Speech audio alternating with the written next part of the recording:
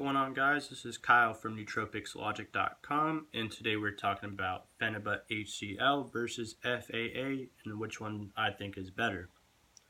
Quick disclaimer, I am not a doctor, this is not medical advice, I'm just a normal guide, and we're talking about nootropics.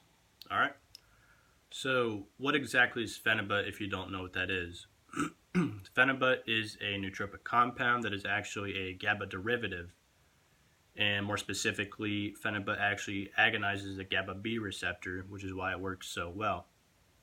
Okay, so there's two main forms of Phenibut. Really three, but the main two you're going to hear about is Phenibut HCL, which stands for Phenibut hydrochloride, and then Phenibut FAA, which stands for Phenibut free amino acid. Alright, so for Phenibut HCL, you're going to want to take this orally, so take it in either a capsule form or in powder form, depending on your preferences and if you want to get exact dosages. I don't really recommend the powder form from anybody because it just tastes terrible. It's like way too sweet or bitter or have you, it just tastes horrible in my opinion. So I always use capsules if I'm using Phenibut HCL. That's just my go-to thing. And for Phenibut FAA, which is free amino acid once again, you can take that orally too in either capsule or powder form, but the main reason people use it is sublingual use, which means you take it under the tongue. And the benefit to that is that you will feel the effects very quickly compared to normal Phenibut HCL. So for Phenibut FAA, you'll feel the effects usually under an hour.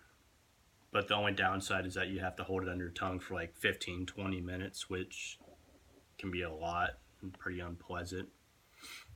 But for Phenibut HCL, if you take it how I do, like capsule form, the main benefit is that I think it seems to last longer, like throughout the day, at least 12 plus hours.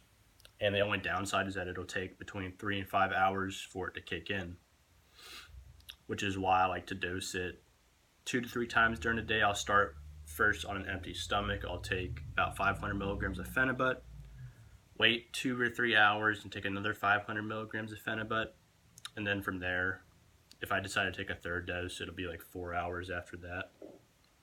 So that's how I dose Phenibut HCL, and then Phenibut FAA, if you do it sublingual, you do about 500 milligrams of it. You just have to let it sit under your tongue for about 15 to 20 minutes. Okay, so which one is better?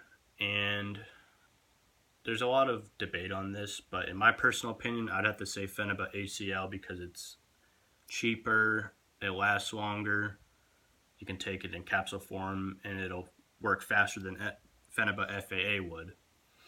And so you don't have to use Phenibut HCL sublingual and hold it under your tongue, which I'm not a big fan of, but I'll still use something sublingual. But when it comes to Phenibut, I like HCL the best. Alright?